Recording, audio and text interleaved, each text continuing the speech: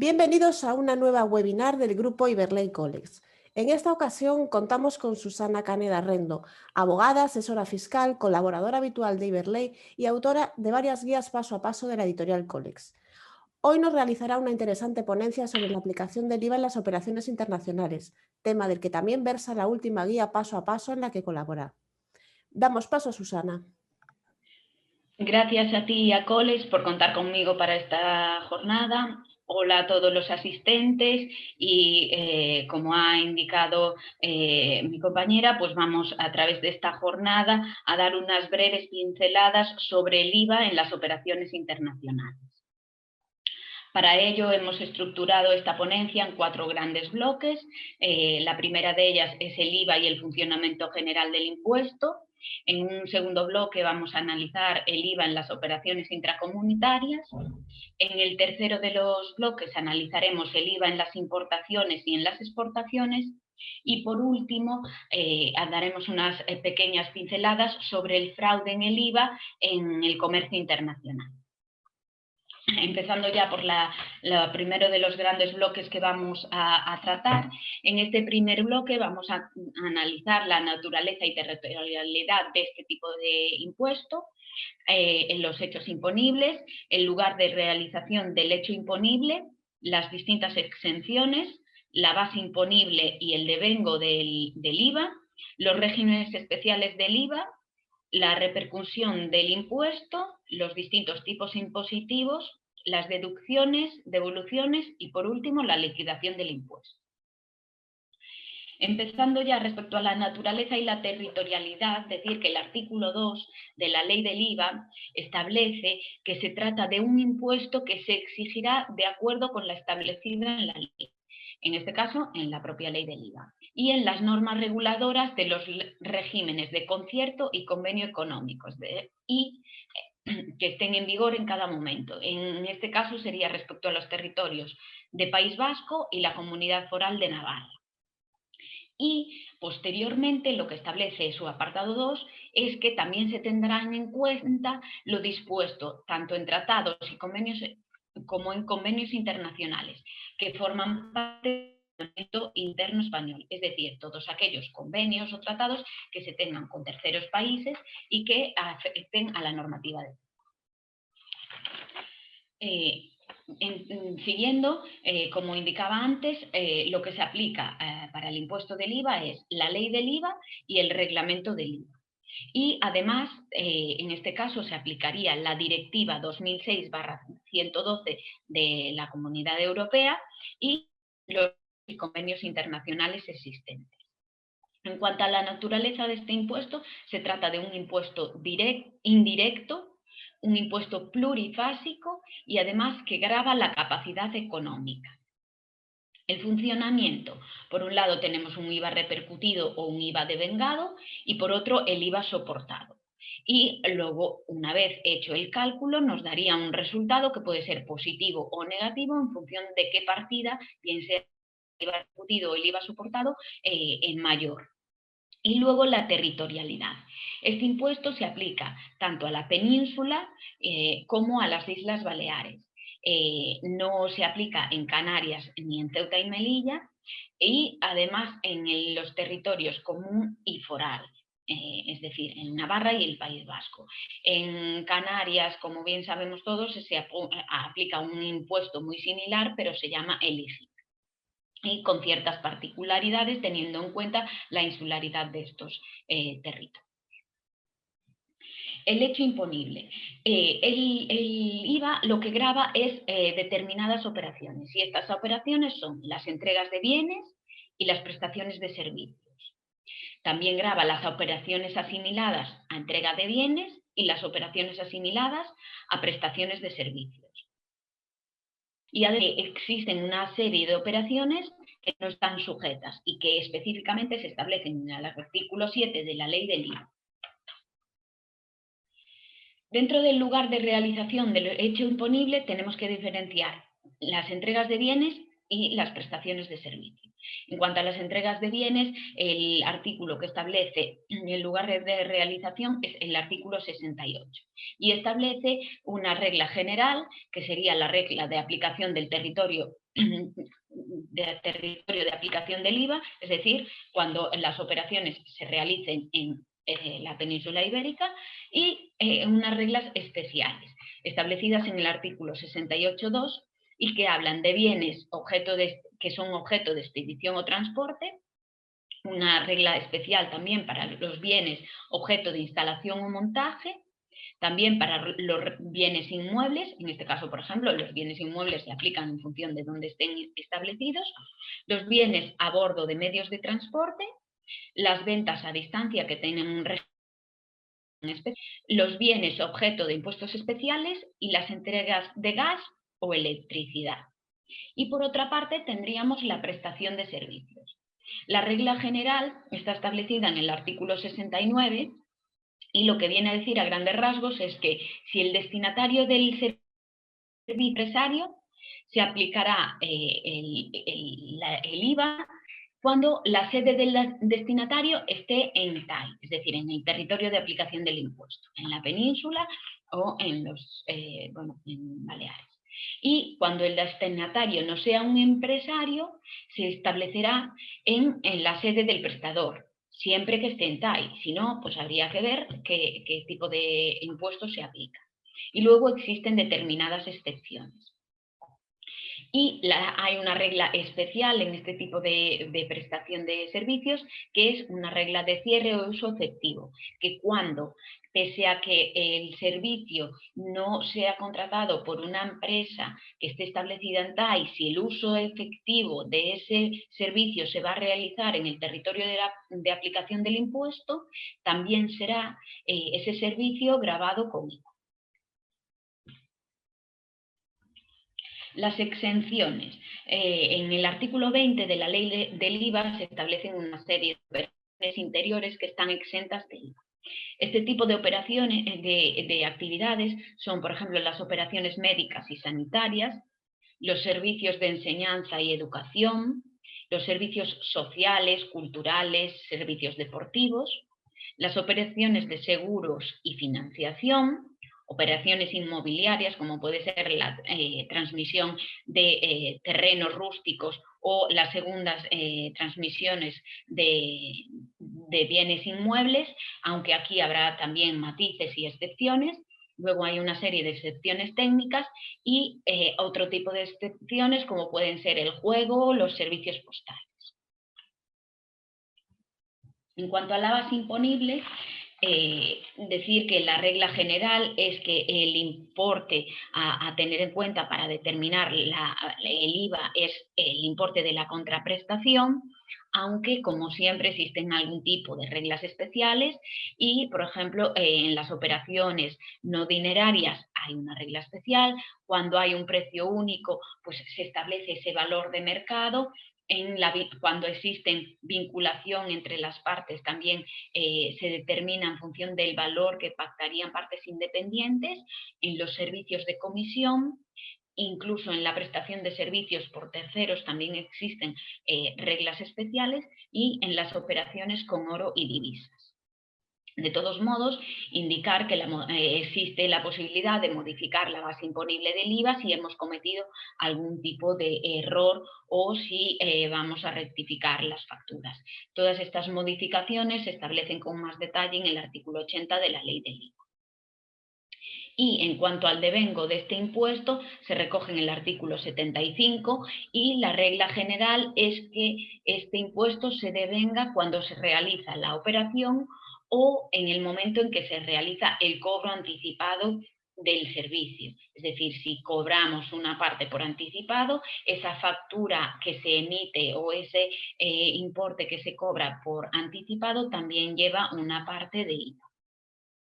Y luego existen unas reglas especiales establecidas en el artículo 70, que son las entregas de bienes, que es cuando se realiza la puesta a disposición del bien. En el caso de las prestaciones de servicio, cuando se realiza la prestación o se ejecuta el servicio. En las ejecuciones de obra también existen reglas especiales en cuanto al devengo, en la transferencia de bienes a comisión, en los autoconsumos, en las operaciones de tracto sucesivo, que se devengará según se vaya devengando cada una de las cuotas, y en el leasing. Igualmente, también según se vayan devengando las cuotas, se va a ir devengando.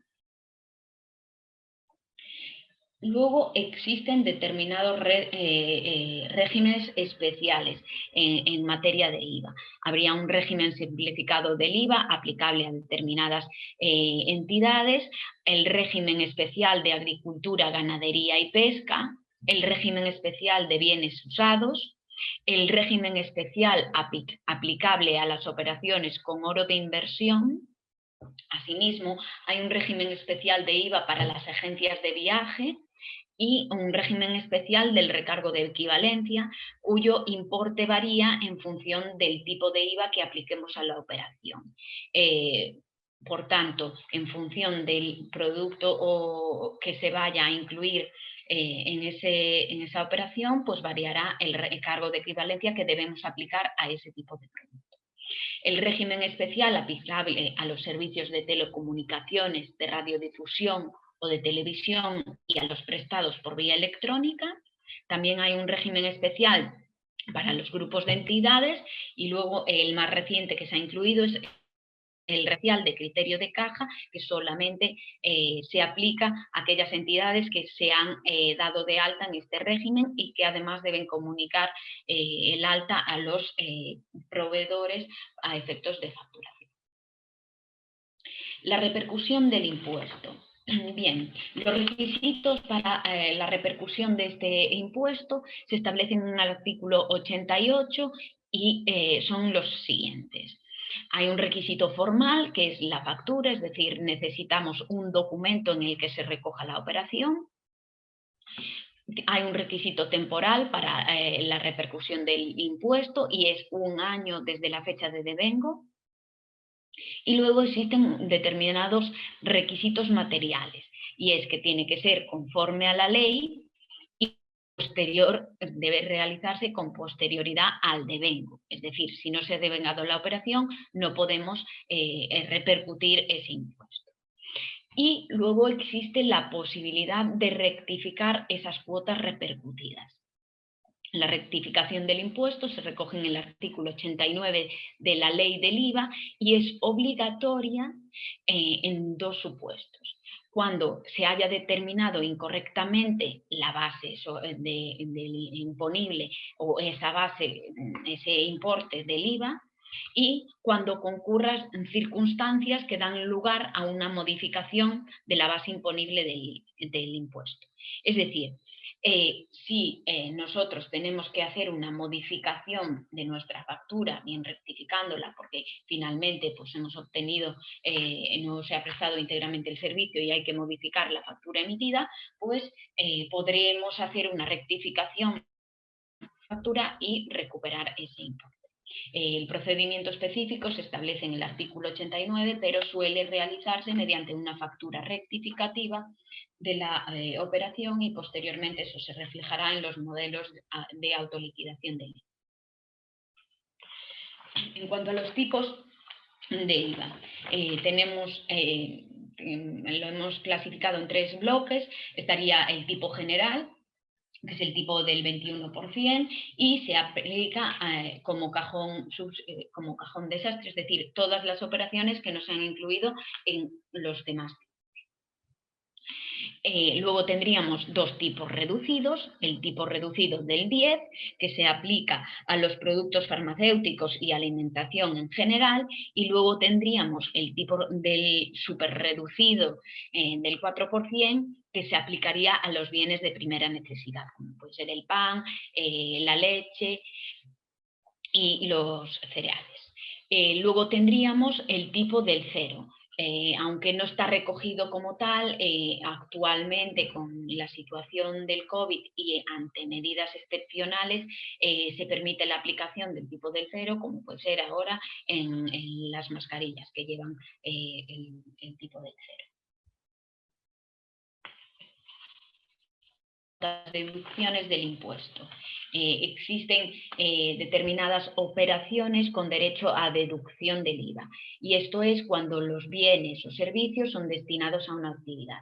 Si el bien va a ser adquirido por un consumidor final, este bien o por un particular no puede aplicar esa persona la deducción del IVA, pero sí cuando los bienes sean destinados a una actividad que nos dé derecho, por tanto, a esa deducción y nos permita limitar o reducir nuestra factura fiscal.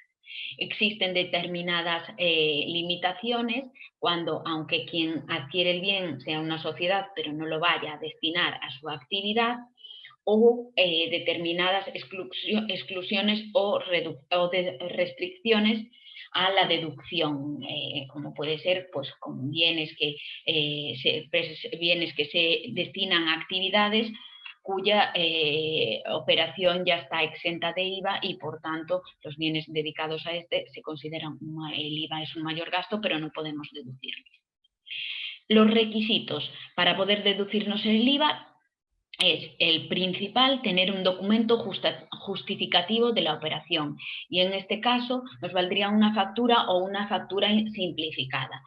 Como es conocido por todos, aunque los tickets inicialmente se estaban utilizando, en sí no cumplen los requisitos exigidos legalmente para ser utilizados como documento deducible, sino una factura o una factura simplificada. Y el requisito temporal es que el devengo, es decir, tiene que haberse devengado la operación para poder deducirla, y además tiene que ejercitarse ese derecho, es decir, debe incluirse esa cuota en la declaración o liquidación que realice el contribuyente. Solo tiene un plazo de 4 años, es un plazo muy amplio, pero es un plazo de caducidad. Es decir, si hemos encontrado una factura de hace más de 4 años que no nos hemos deducido, no podremos deducirla a posteriori. Luego existen las deducciones cuando tenemos sectores diferenciados, es decir, tenemos dos actividades totalmente diferenciadas y por tanto en estos casos deberemos aplicar la regla de la prorrata. Y luego también tenemos que tener en cuenta que esta deducción está sujeta al cumplimiento de determinados requisitos. Por tanto, si, por ejemplo, compramos bienes de inversión, es decir, un bien que vamos a destinar a la actividad, pero que va a ir amortizándose en varios periodos, en este caso tendremos que mantenerlo para poder aplicarnos la deducción 4 años o 9, dependiendo de si es un bien mueble o un bien inmueble, o haciendo determinados cálculos siempre que no supere el 10% de la diferencia. En caso de que el bien se venda antes de esos 4 años o de esos 9 años, deberemos hacer una regularización y tributar por el IVA que nos hemos deducido, pero que realmente no podría haberse deducido. Y luego tenemos que pueden deducirse también las cuotas soportadas con anterioridad al inicio de la actividad, siempre y cuando podamos probar que todos esos gastos que se han realizado sean destinados a la actividad, es decir, a la preparación de las operaciones para el inicio de la actividad. Y la rectificación de estas cuotas puede hacerse bien mediante rectificación o bien un escrito rectificativo remitido a la administración o bien con una autoliquidación o liquidación complementaria presentada con anterioridad. El que se trate de una rectificación o una declaración complementaria depende. El resultado es a favor o en contra de la administración, es decir, en función de quién ha sido el perjudicado con esa operación. En cuanto al régimen, existen determinados supuestos en que si finalmente el que ha resultado perjudicado y por tanto tiene un derecho a cobrar una cuota que ha ingresado en exceso en la administración, el contribuyente tendrá derecho a esa devolución. Es decir, cuando el IVA devengado es menor que el IVA soportado, quedará un saldo a favor del contribuyente que podrá solicitar a la administración al finalizar el año, es decir, en la liquidación que se presenta respecto al cuarto trimestre, aunque se presente en enero del año siguiente, o en caso de que dicho contribuyente esté incluido en el régimen, en el REDEME, podría solicitarlo al final de cada periodo. Luego existen determinados supuestos especiales, como pueden ser las devoluciones en el régimen de viajeros, las devoluciones a empresarios establecidos en Canarias, Ceuta o Melilla, o las devoluciones a empresarios no establecidos en el territorio de aplicación del impuesto. Aunque por una parte sí que esté establecido en Canarias, Ceuta o Melilla, pero no en la península de Islas Baleares, o incluso a no establecidos tampoco en Canarias, Ceuta o Melilla, es decir, en terceros países. En cuanto a la liquidación del impuesto,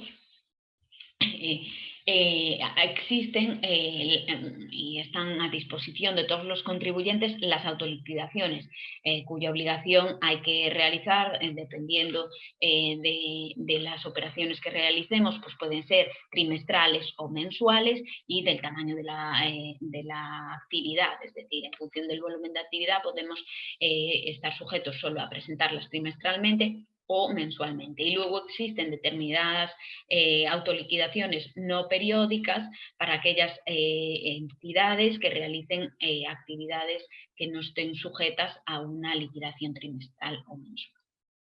Los modelos utilizados para las autoliquidaciones periódicas son el modelo 303, el 368, el 322, el 353 y el 390, que es el resumen informativo anual, y luego para las no periódicas tendríamos el 308, el 309 y el 341. El segundo de los bloques que vamos a analizar es el IVA en las operaciones intracomunitarias. En este caso vamos a dividirlo en 4 apartados. Tendríamos las entregas intracomunitarias de bienes por un lado, luego tendríamos las adquisiciones intracomunitarias de bienes, las prestaciones intracomunitarias de servicios y por último trataremos unos aspectos formales de las operaciones intracomunitarias. Entrando ya en el análisis de las entregas intracomunitarias de bienes, el hecho imponible tenemos que diferenciarlo entre las operaciones asimiladas a entregas intracomunitarias de bienes que deben de cumplir varios requisitos, es decir, que el transporte del bien se haga a otro Estado miembro, que haya una adquisición intracomunitaria de bienes grabada en destino y además que estos sujetos, estas entidades, tengan un IVA en el Estado miembro de destino. Y luego hay una serie de operaciones que están excluidas de este hecho imponible, como son las entregas de bienes, objeto de instalación y montaje, que como ya indicamos antes, tienen un régimen especial, las ventas a distancia, las entregas de bienes exentas de realización en el interior, las ejecuciones de obra, las prestaciones de servicios de informes periciales o trabajos sobre bienes objeto de reexpedición, la utilización temporal durante un periodo inferior a 24 meses y las entregas de gas a través de redes situadas en la Unión Europea. En cuanto a las adquisiciones intracomunitarias de bienes, el concepto de adquisición intracomunitaria de bienes es poder de disposición poner de disposición de un Estado miembro a otro Estado miembro de un bien, es decir, que el bien sea trasladado. O poner a disposición ese bien en consigna, es decir, consignarlo en una ubicación y que esté a disposición de ese otro ente. También tenemos las operaciones asimiladas a adquisiciones intracomunitarias de bienes, que es cuando se afecta el bien al empresario, cuando la afección del bien se realiza por la OTAN o otro tipo de adquisiciones recogidas en la normativa. El otro hecho imponible que grava este tipo de adquisiciones existen operaciones intracomunitarias que no estarían sujetas, que serían la de los empresarios en el régimen especial de agricultura, ganadería y pesca, que como ya dijimos antes es un régimen específico, los empresarios con operaciones exentas y que no dan derecho a deducción, y las personas jurídicas que no actúan como empresarios, que tampoco podrían aplicarse el régimen de IVA a las adquisiciones intracomunitarias de bienes. Y luego existen determinadas exenciones, como son las adquisiciones intracomunitarias de bienes con entrega exenta o no sujeta, las entregas intracomunitarias de bienes procedentes de la importación y que por tanto de una importación, y las operaciones triangulares, que también tienen un régimen específico que analizaremos más adelante, y las adquisiciones intracomunitarias de bienes realizadas por no establecidos. El lugar de realización de estas adquisiciones intracomunitarias tiene como regla general el territorio de aplicación del impuesto cuando este sea el lugar de llegada o destino del bien. Y existe una regla particular, y es que en territorio de aplicación del impuesto tiene que tener un NIF/IVA para que no sean gravadas en destino. El devengo. El devengo de las adquisiciones intracomunitarias de bienes se realiza en el momento de la entrega, y las entregas intracomunitarias de bienes a los 15 días siguientes a la expedición o transporte del bien, la puesta a disposición, al incumplimiento de las condiciones o como máximo el plazo de 12 meses. La base imponible. Como regla general, al igual que ocurría con las operaciones interiores, es la contraprestación. Pero en este caso, a esa contraprestación deberemos añadirle otros gastos conexos a la operación. Y existen determinadas reglas particulares para las siguientes operaciones. Las operaciones asimiladas, las devoluciones de impuestos especiales, las adquisiciones intracomunitarias de bienes afuera de España y que estén sujetas a IVA español. El sujeto pasivo de estas operaciones es quien las realiza, es decir, el destinatario. Y si la persona jurídica es no empresario o profesional, la persona jurídica, cuando sea no empresario o profesional con NIF/IVA.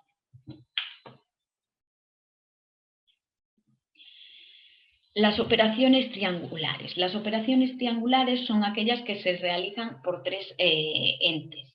Tres entidades intervienen en esa operación y en este caso, al tratarse de comercio intracomunitario, estaríamos hablando de operaciones en las que todos los países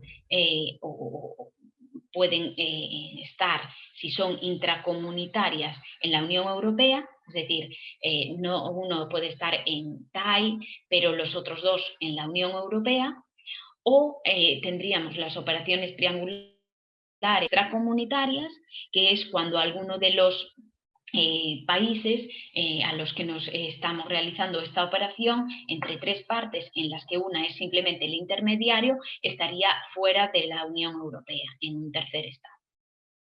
Y estas operaciones pueden ser puras o mixtas en función de dónde se encuentre el intermediario, si está establecido en un país de la Unión Europea o es un tercer estado. A continuación vamos a analizar tanto la venta de bienes en consigna como las ventas en cadenas.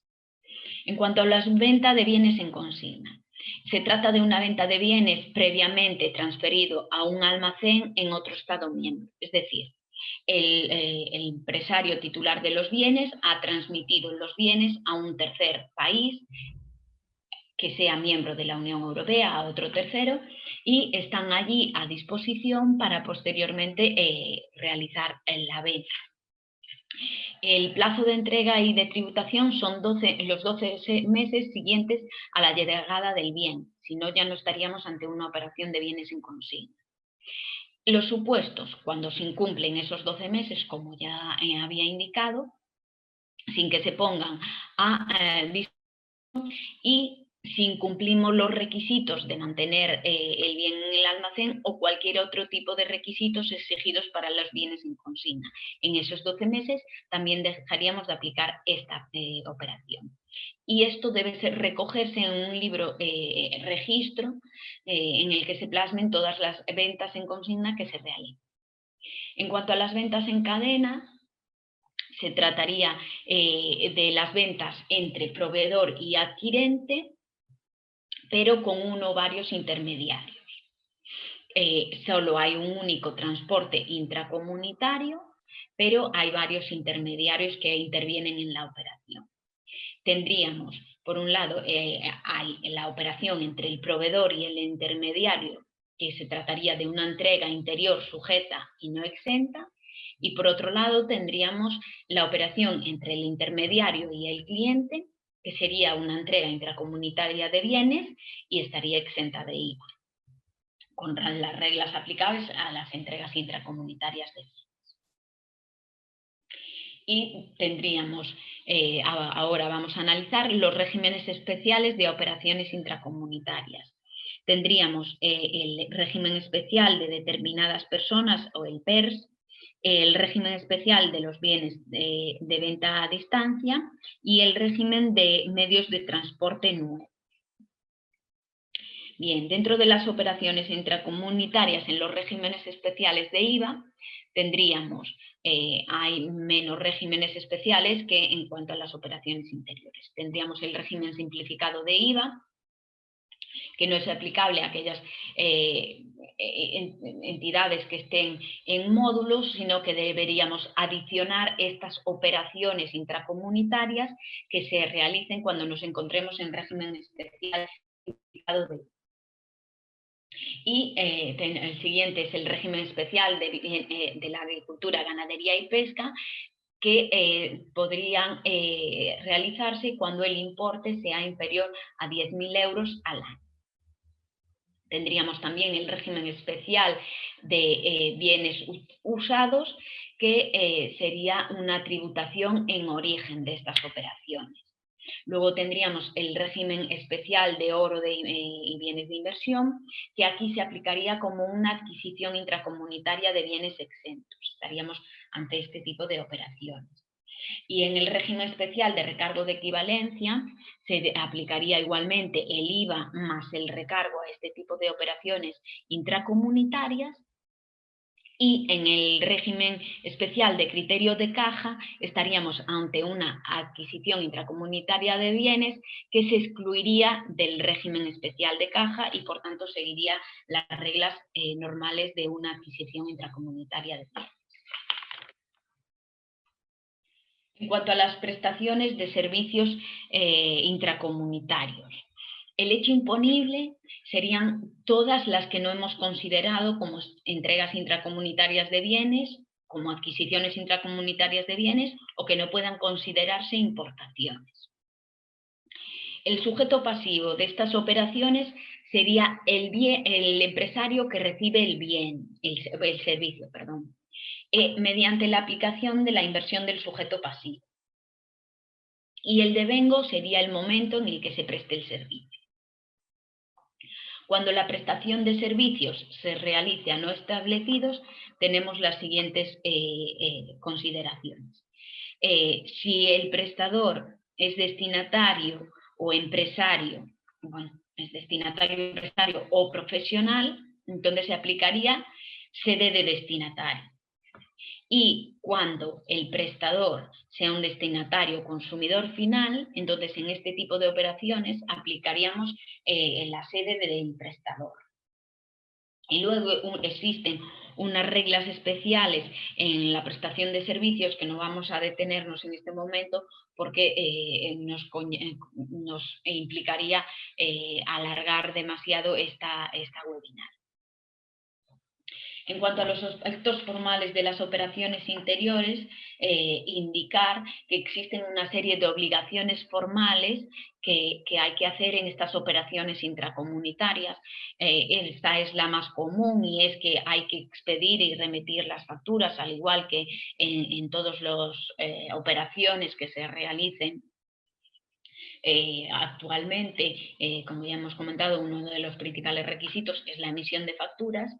Luego tendríamos que cumplimentar una serie de libros registros de operaciones intracomunitarias y dejar registrada cada una de las operaciones que realicemos. Y además, estas operaciones deben incluirse en la autoliquidación del IVA. Tanto en el modelo 303 trimestral o mensual, dependiendo de la entidad, como en el 390, que es el régimen, que es el modelo informativo del IVA, como además incluir el modelo 349, que es el específico para operaciones intracomunitarias. Asimismo, deberemos incluirlas en el modelo 347 de operaciones con terceros y en el 340. Y además existe otra obligación formal, que es la de cumplimentación del Intrastat para todas aquellas operaciones intracomunitarias que se cumplan determinados requisitos. Y ya por último, en cuanto a las operaciones intracomunitarias, analizaremos la devolución del IVA y se puede solicitar la devolución de las operaciones realizadas en la Unión Europea, no devolución de operaciones realizadas en el territorio de aplicación del impuesto y la devolución a empresas no establecidas.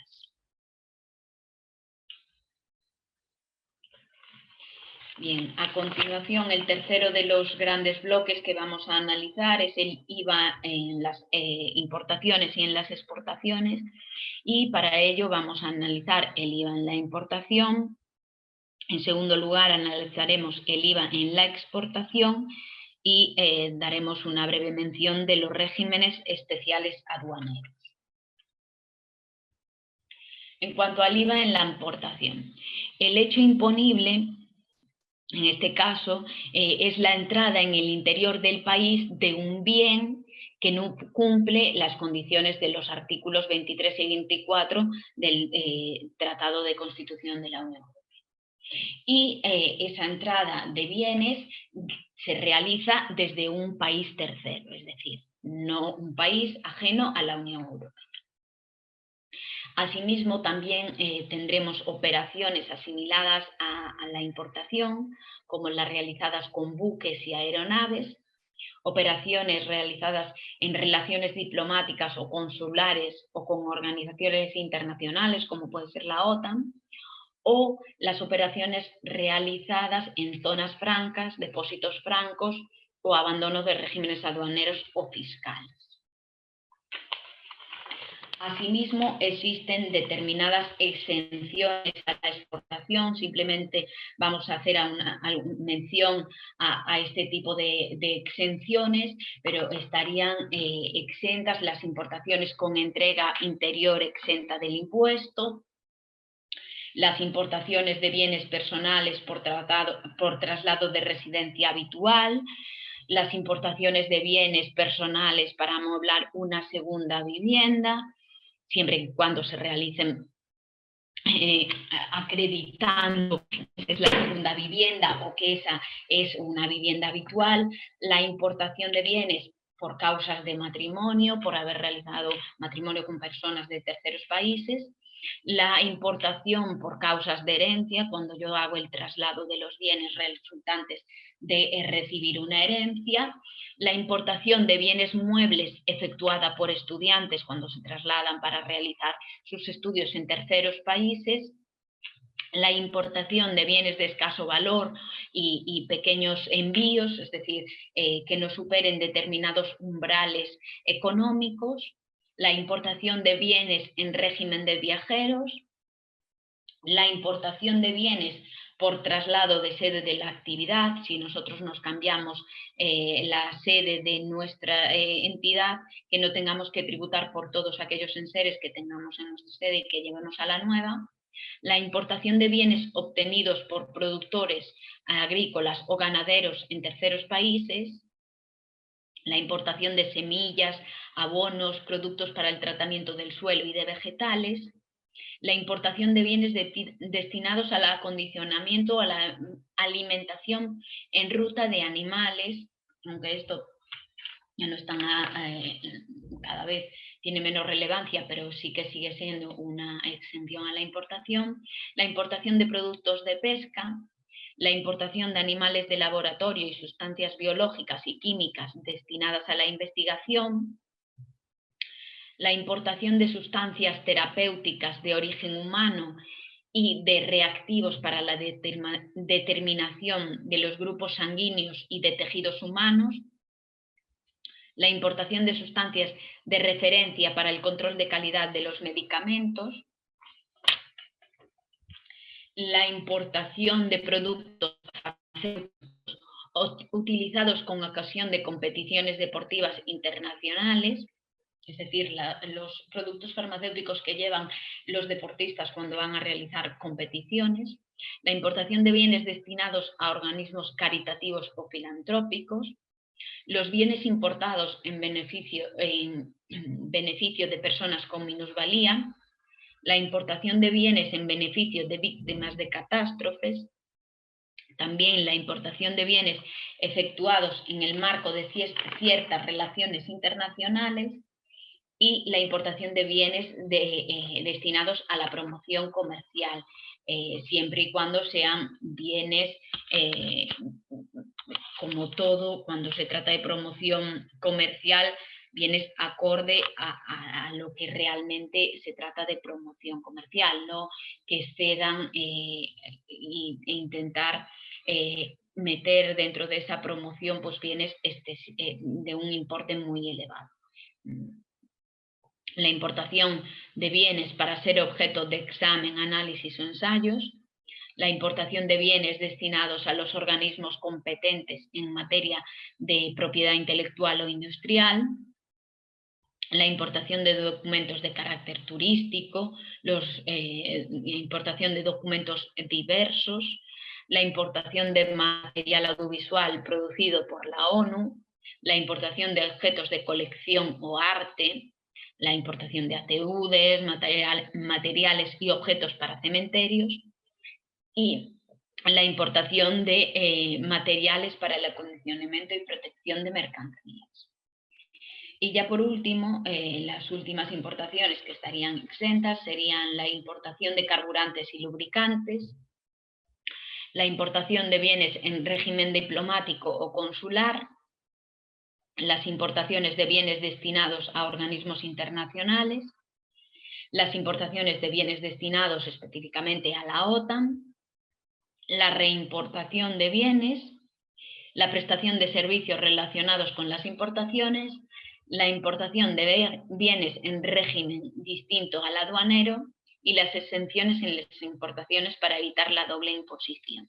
Es decir, estas serían muy relevantes para evitar que dos veces se nos pueda gravar con el mismo impuesto por el mismo bien. Bien, en cuanto al devengo de las operaciones de importación, indicar que el momento del devengo de los derechos de importación es el momento de la admisión de la declaración, tal y como se establece en los artículos 77 y 79 del Código Aduanero. La base imponible en estos casos sería el valor en aduanas y como regla general ese valor en aduanas habría que añadirle el impuesto más los gastos accesorios, y luego existen determinadas reglas especiales aplicables a la reimportación de bienes, en las operaciones asimiladas a la importación y en la importación de productos informáticos. En este caso, el sujeto pasivo del IVA en las importaciones es quien realiza la importación.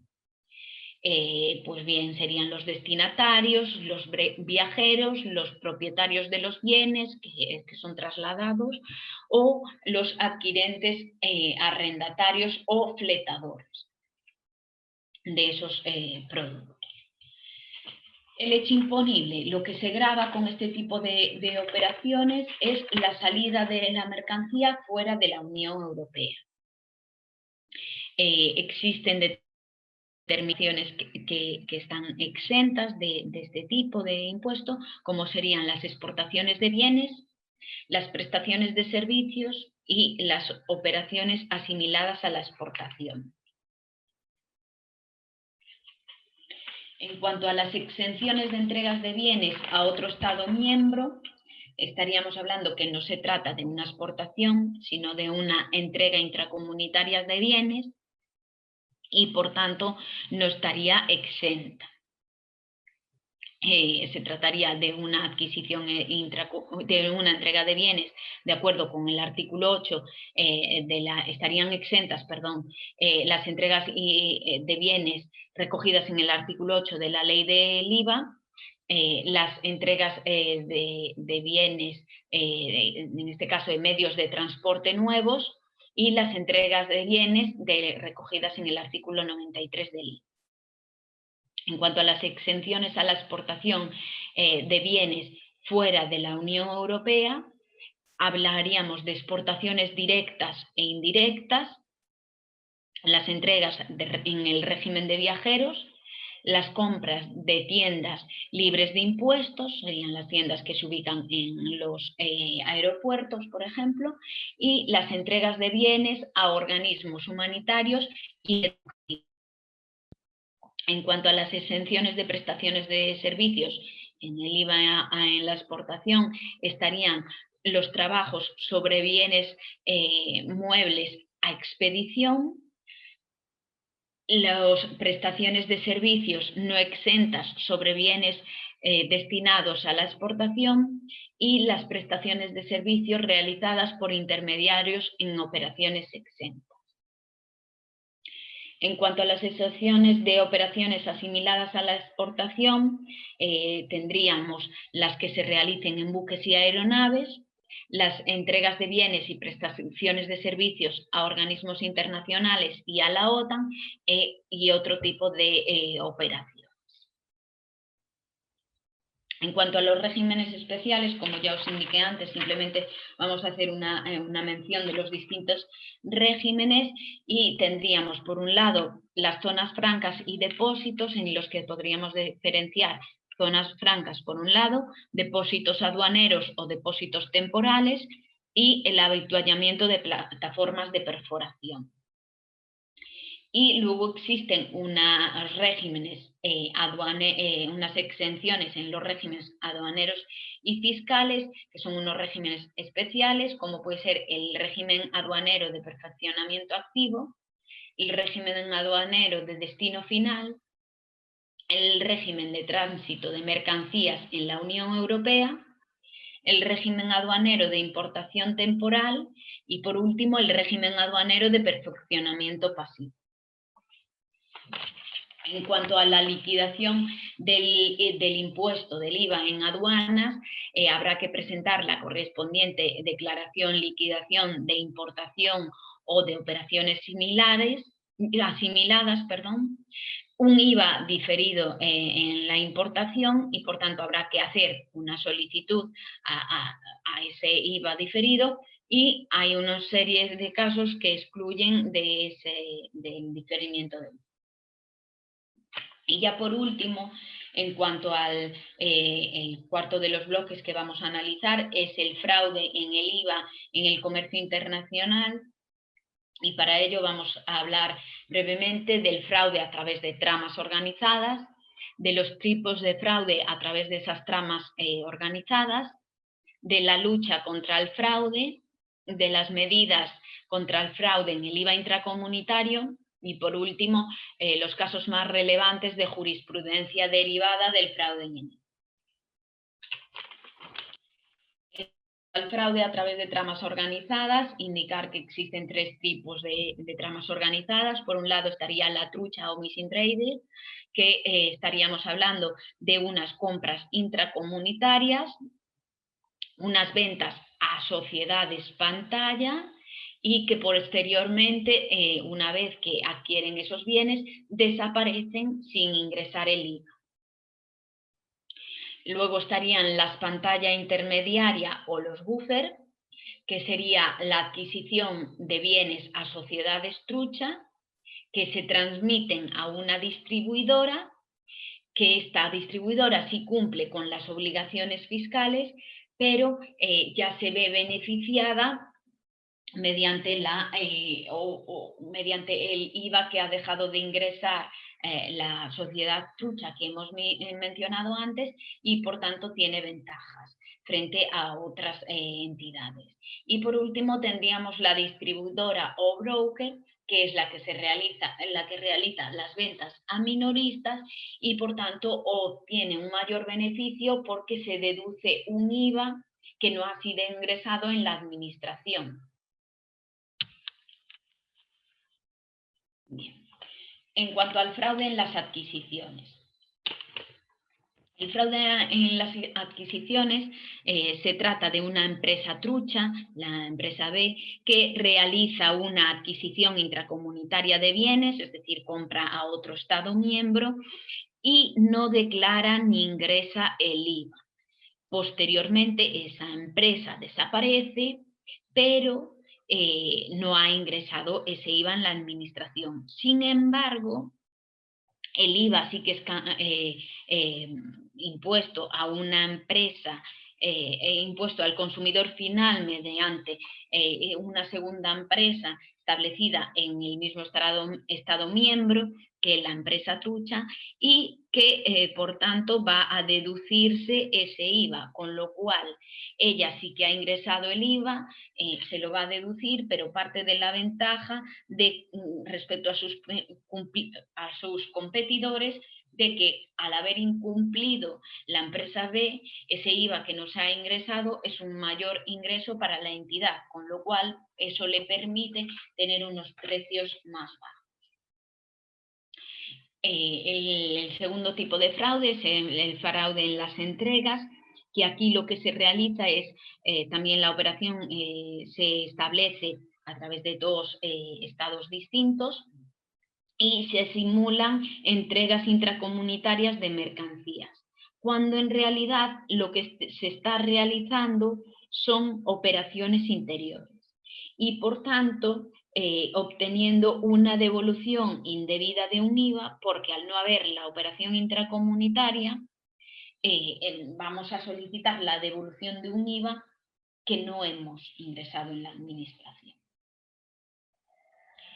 Y por último tendríamos el fraude carrusel, que es la operación más complicada, porque aquí ya intervendrían todos los tipos de organizaciones o tramas de organizaciones que hemos mencionado anteriormente, y lo que habría es una interposición de dos sociedades en una operación intracomunitaria para beneficiarse de la exención del IVA intracomunitaria y reclamar el IVA a la administración, sin que realmente ninguna empresa hubiese ingresado ese IVA. Es decir, se estaría beneficiando de la posición que realiza los intermediarios para evitar seguir el rastro de esas operaciones intermedias y no ingresar ese.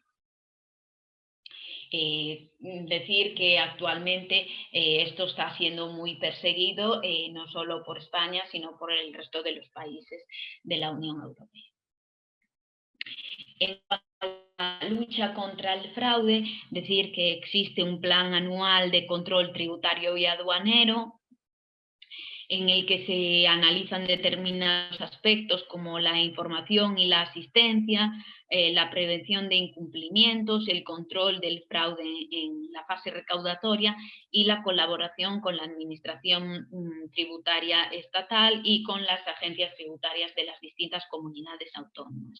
Este plan se renueva año a año y cada vez se va ampliando y se van creando nuevos métodos para tratar de reducir el fraude fiscal existente.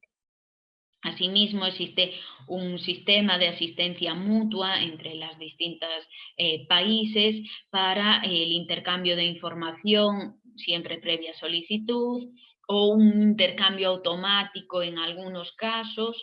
También puede existir un intercambio espontáneo de información en estos casos de asistencia mutua. Siempre hay unos controles simultáneos en ambas administraciones de los dos países implicados o incluso de más países implicados.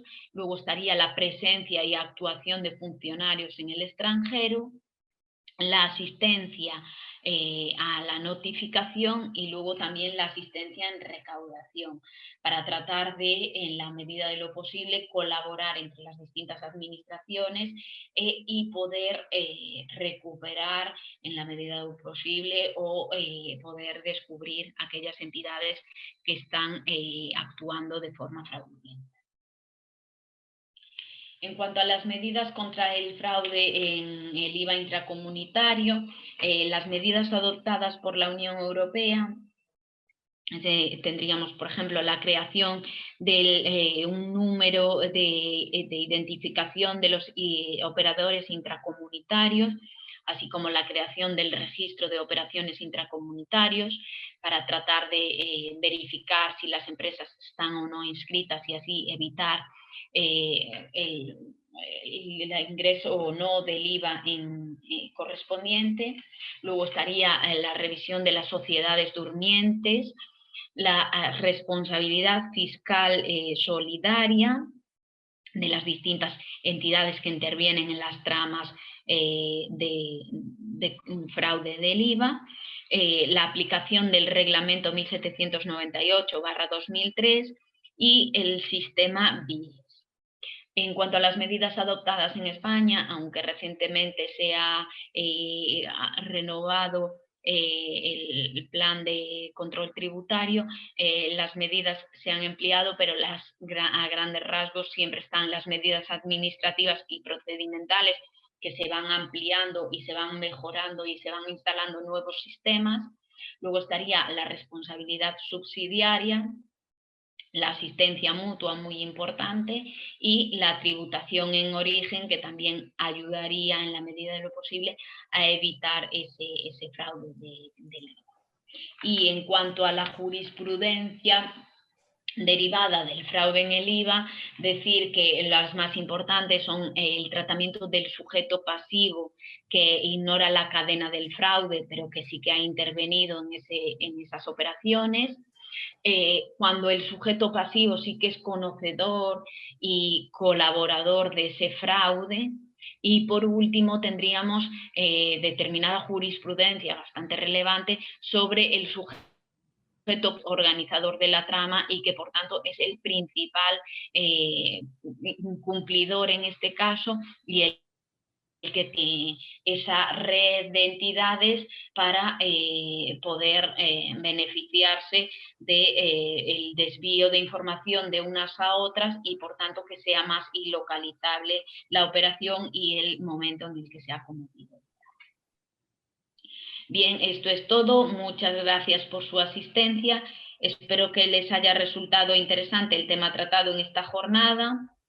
En ese caso, como ya comentaba antes mi compañera, pues les recomiendo la lectura de la guía paso a paso de IVA en las operaciones internacionales, en las que además de explicar con mucho más detalle todos los temas que hemos mencionado en este webinar, se incluyen una serie de supuestos prácticos para tratar de analizar determinados aspectos, además de jurisprudencia o doctrina administrativa que sustente esos supuestos. Agradecemos tu participación, Susana. Deseamos a todos que este webinar les haya sido de utilidad. Muchas gracias a todos por su asistencia.